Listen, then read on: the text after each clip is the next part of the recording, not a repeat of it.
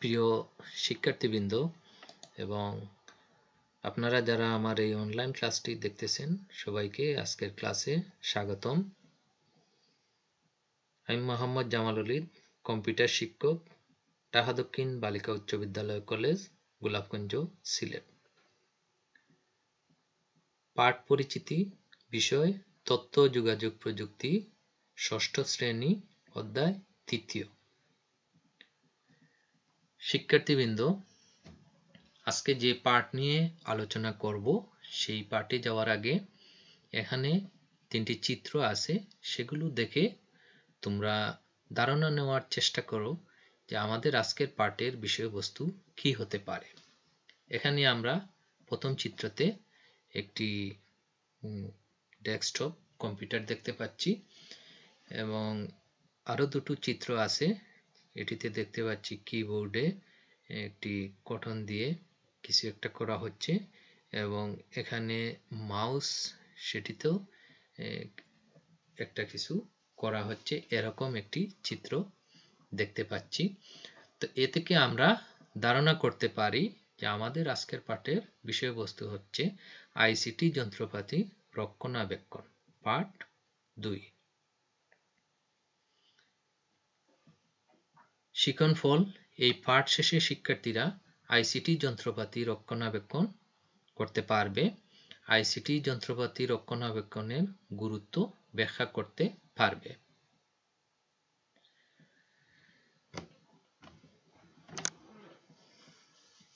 শিক্ষার্থীবৃন্দ,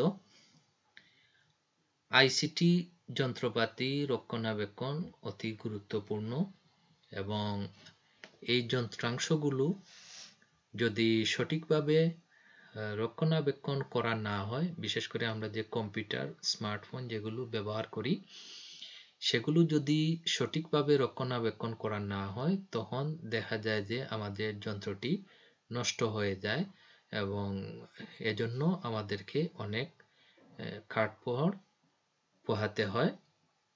তো এই সকল যন্ত্রাংশ, বিশেষ করে কম্পিউটার রক্ষণাবেক্ষণে সাধারণত আমরা যা যা করতে পারি, যে প্রতিদিন যা করা দরকার, যে প্রতিদিন ধুলোবালি মুছতে হবে। ধুলোবালি বিরাট একটি সমস্যা, সেটি আমাদের যন্ত্রাংশ সমূহের কার্যক্ষমতা হ্রাস করে দেয়। বিশেষ করে এই কম্পিউটার অথবা স্মার্টফোন যেগুলো আছে সেগুলোতে যদি ধুলোবালি বেশি লাগে তখন দেখা যাবে যে এটির গতি কমে গেছে, ঠিকভাবে কাজ করতেছে না। এই জন্য প্রতিদিন ধুলোবালি মুছতে হবে।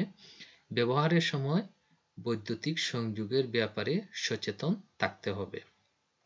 বৈদ্যুতিক সংযোগ, বিশেষ করে যে ডেস্কটপ কম্পিউটার যেগুলো আছে সেগুলো যখন আমরা বৈদ্যুতিক সংযোগ দিই, ঠিকমতো বৈদ্যুতিক সংযোগ পাচ্ছে কিনা, আমাদের লাইন ঠিক আছে কিনা, সেগুলো ভালোভাবে চেক করে নিতে হবে।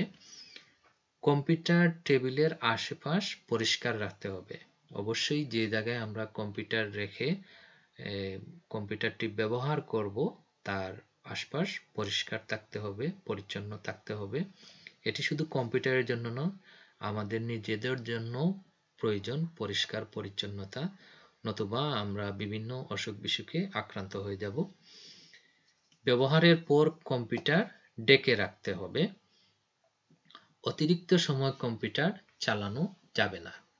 অনেক সময় দেখা গেছে প্রয়োজনের বাইরেও কম্পিউটার চালিয়ে বিভিন্ন ধরনের গেম, ছবি ইত্যাদি ধরনের কাজ যেগুলো আছে সেগুলো কম্পিউটারে করা হয়। অতিরিক্ত সময় কম্পিউটারে যদি এই কাজগুলো করা হয় তখন দেখা যাবে যে আমাদের বিভিন্ন ধরনের শারীরিক সমস্যাগুলো দেখা দিয়েছে এবং এই যদি কম্পিউটার ব্যবহারটি এমন পর্যায়ে হয়ে যায় যে এটি একটি নেশায় পরিণত হয়ে যায়, তখন দেখা যায় যে শারীরিক, মানসিক, অর্থনৈতিক বিভিন্ন ধরনের ক্ষতির সম্মুখীন হতে হয়।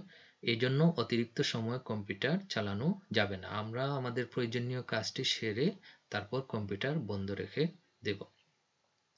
অনেক সময় আমরা করি কি, কম্পিউটার বন্ধ করে আবার হুট করে 10-20 মিনিট পর এসে কম্পিউটার চালাই, এতে কম্পিউটারের ক্ষতি হয়। একান্ত প্রয়োজন না হলে এমনটা করা যাবে না। তো বারবার চালানোটা একটি ক্ষতিরও বিষয় যন্ত্রের। তো এই জন্য যদি প্রয়োজন হয়, যাদের প্রয়োজন আছে ওনারা কথা ভিন্ন, কিন্তু বিশেষ করে শিক্ষার্থী যারা আছো তোমরা এত ঘন ঘন এভাবে যে বন্ধ করলাম, বন্ধ করে তারপরে আবার চালু করলাম, আবার বন্ধ করলাম, এতে করে দেখা যায় যে কম্পিউটারের বিভিন্ন যন্ত্রাংশ যেগুলো আছে সেগুলো নষ্ট হয়ে যাওয়ার সম্ভাবনা থাকে। আর্দ্রতা সম্পর্কে সচেতন থাকা। আর্দ্রতা বলতে এই যে কম্পিউটারে ঠিকমতো বাতাস চলাচল করতেছে কিনা, কম্পিউটারে কুলিং ফ্যানগুলো লাগানো থাকে সিপিইউর মধ্যে, বা ল্যাপটপ কম্পিউটারের নিচে অনেক সময় কিবোর্ডের পাশে কুলিং ফ্যানের ব্যবস্থাটি দেওয়া থাকে, ভিতরেই লাগানো থাকে এবং বাতাসটি যে আসে সেটি হাত দিলে বোঝা যায়। তো এই দিকে যদি বাতাস চলাচল সঠিক না থাকে তখন আমাদের যে ল্যাপটপ ডেস্কটপ সেটি গরম হয়ে যায়, এবং অনেক সময় দেখা যায় যে অতিরিক্ত গরম হয়ে যাওয়ার ফলে কম্পিউটার হ্যাং হয়ে গেছে, কোনো কাজ করা যাচ্ছে না। তো এই ব্যাপারে সচেতন থাকতে হবে। এতক্ষণ আমরা জানলাম প্রতিদিন কি করা দরকার। প্রতি সপ্তাহে যা একবার করা দরকার হলো কম্পিউটারের আশপাশ ভালো মতো পরিষ্কার রাখা। পরিষ্কার অবশ্যই সেটি করতে হবে। অ্যান্টিস্ট্যাটিক এবং ধুলা শোষক কাপড় দিয়ে কম্পিউটার ডেস্ক শেলফ মোছা। কম্পিউটার টেবিলের উপর থাকা কাগজপত্র, পত্রিকা ইত্যাদি গুছিয়ে রাখা। সেটি শুধু কম্পিউটার না, গুছিয়ে রাখতে হবে আমাদের রুমের যে বই, টেবিলে বসে তোমরা পড়ালেখা করো, অনেক সময় দেখা যায় শিক্ষার্থীরা সেই টেবিলটি অগুছালো অবস্থায় থাকে। তো পড়া শেষ হলেই সাথে সাথে সেটি গুছিয়ে নেবে। আর কম্পিউটার বেলা তো অবশ্যই কম্পিউটারের পাশে যে ম্যাগাজিন পত্রিকা এই ধরনের যদি কম্পিউটার টেবিলে রাখা থাকে তাহলে সেগুলো গুছিয়ে রাখতে হবে, নতুবা অগোছালো অবস্থায় থাকলে ধুল বালু এটিতে এসে সেটি যন্ত্রাংশে ঢুকে যন্ত্রাংশের ক্ষতি সাধন করে। ডিস্ক ড্রাইভে রিড হেড পরিষ্কার করা, মনিটরের ডিসপ্লে পরিষ্কার রাখা, স্ক্যান ডিস্ক প্রোগ্রাম চালনা করা, ভাইরাস স্ক্যান করা। Scan disk disk scan antivirus software যেগুলো আছে সেগুলো দিয়ে স্ক্যান করা। সেটি যদি আপডেট অ্যান্টিভাইরাস থাকে তখন আমরা যখন কম্পিউটার চালনা করি যদি কোনো ভাইরাস বা এই ধরনের কোনো প্রোগ্রাম আসে স্প্যাম জাতীয়, তখন অ্যান্টিভাইরাস একটি মেসেজ দেয় এবং অটোমেটিকলি মেসেজ অপশন অন করা থাকলে তখন সেটি স্ক্যান হয়ে যায়। প্রতি মাসে যা অন্তত একবার করা দরকার, ডিফ্র্যাগমেন্টেশন স্ক্যান করা। ডিফ্র্যাগমেন্টেশন আসলে তোমাদের জন্য একটু কঠিন হবে, তবে যারা এক্সপার্ট ইউজার আছেন ওনাদের ডিফ্র্যাগমেন্টেশন করে নেওয়াটাই ভালো, কারণ আমরা যে কম্পিউটারে বিভিন্ন তথ্যগুলো রাখি বা বিভিন্ন কাজ করি তখন কম্পিউটারের হার্ড ডিস্কে বিভিন্ন অংশে সেই তথ্যগুলো ছড়িয়ে ছিটিয়ে জমা হয় বা জমা থাকে, এরকম একটা অবস্থায় থাকে। ডিফ্র্যাগমেন্টেশন করলে তখন সেই তথ্যগুলো এক পাশে চলে আসে এবং এটি কম্পিউটারের হার্ড ডিস্কের জন্য খুবই ভালো। ড্রাইভের হেড পরিষ্কার রাখা, কম্পিউটার খুলে ভিতরের অংশ পরিষ্কার করা, তবে এক্ষেত্রে সতর্ক থাকতে হবে, না জেনে কোনো যন্ত্রে হাত না দেওয়াই উত্তম।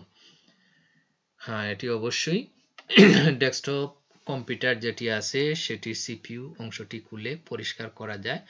আর ল্যাপটপ সেগুলো পরিষ্কার তোমরা যদি খুলে করতে চাও ভুলেও করবে না, কারণ ডেস্কটপ থেকে ল্যাপটপ খোলা এবং সেটি লাগানো অনেক কঠিন।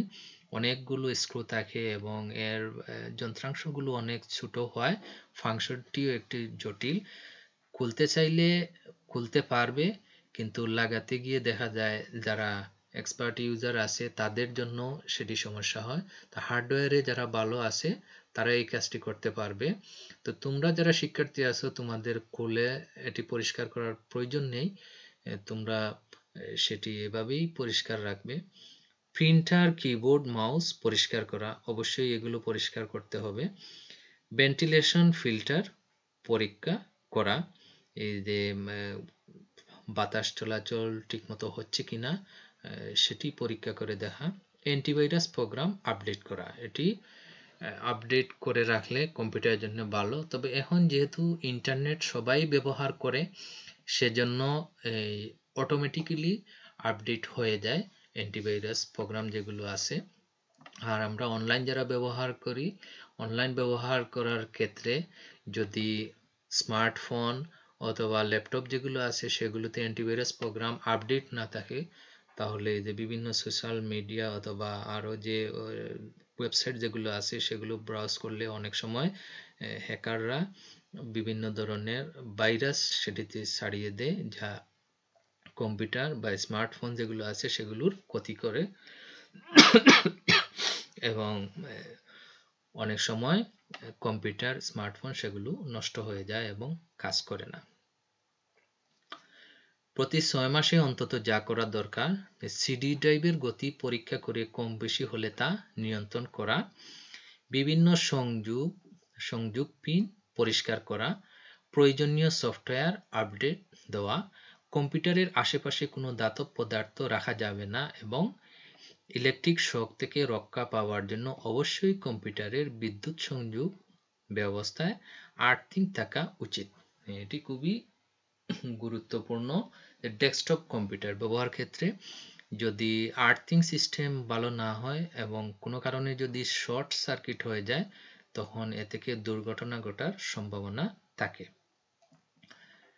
শিক্ষার্থীবৃন্দ, এতক্ষণ প্রতিদিন, প্রতি সপ্তাহে, প্রতি 1 মাস, প্রতি 6 মাস অন্তর কি করা দরকার সেটি আমরা জানলাম।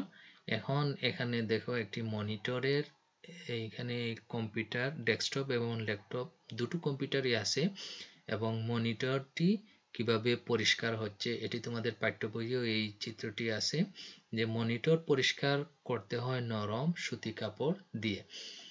অবশ্যই নরম সুতি কাপড় দিয়ে মনিটর পরিষ্কার করব বা টিস্যু দিয়ে পরিষ্কার করা যায়, তবে ভেজা কোনো কাপড় সেগুলো দিয়ে মনিটর পরিষ্কার করা যাবে না।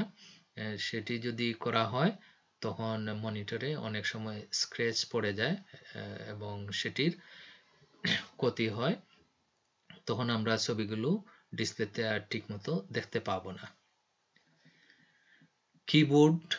কিবোর্ডের এই যে কিগুলো যেগুলো আছে সেগুলোর মধ্যখানে ফাঁকা জায়গা থাকে, তো এই ফাঁকা স্থানে ধুলোবালি সেগুলো জমে থাকে। তো এটি প্রতিদিন করা সম্ভব না, সপ্তাহে অথবা মাসে অন্তত একবার আমরা এই কিবোর্ড যেগুলো আছে সেগুলো কটন দিয়ে অথবা শুকনো সুতি কাপড় দিয়ে পরিষ্কার করে নেব। এতে করে আমার কিবোর্ডটি ভালো থাকবে, পরিষ্কার থাকবে। মাউস এভাবে উপরের অংশ থাকে, মাউসের দুটি বাটন এবং একটি স্ক্রল থাকে। তো নিচের অংশ এখানে দেখানো হয়েছে, এই যে এটি আছে, এটিতে লাইট ডিস্ক সেন্সর যেটি বলা হয় সেই সেন্সরটি এখানে থাকে। তো অনেক সময় দেখা যায় এই সেন্সরে ধুলোবালু জমে মাউস দ্বারা ঠিকমতো আর কাজ করা যাচ্ছে না। মাউস বলতে এখন আমি যে এই মনিটরে এটি নাড়াচ্ছি, তীর চিহ্ন সম্বলিত একটি চিহ্ন দেখা যাচ্ছে, যে মাউস পয়েন্টার বা কার্সর বলা হয় এটিকে। তো এটি ঠিকমতো কাজ করে না। এটি ঠিকমতো কাজ করতে হলে তখন এই এখানে দেখানো হচ্ছে যে কিভাবে মাউসের এই যে সেন্সর যেটি আছে সেটিকে পরিষ্কার করতে হয়। তো কটন দিয়ে অথবা শুকনো কিছু কোনো কাপড় দিয়ে, সুতি কাপড় দিয়ে সেটি পরিষ্কার করে নেওয়া যেতে পারে। এতে করে আমাদের মাউসটি সঠিকভাবে কাজ করবে।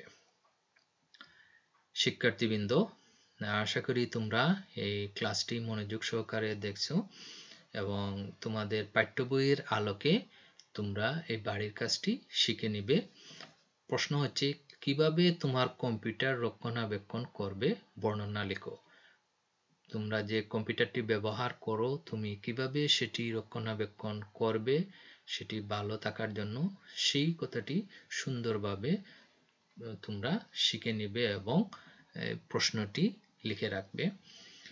পরিশেষে সবাইকে ধন্যবাদ জানিয়ে আজকের মতো এখানেই বিদায় নিচ্ছি। আল্লাহ হাফিজ।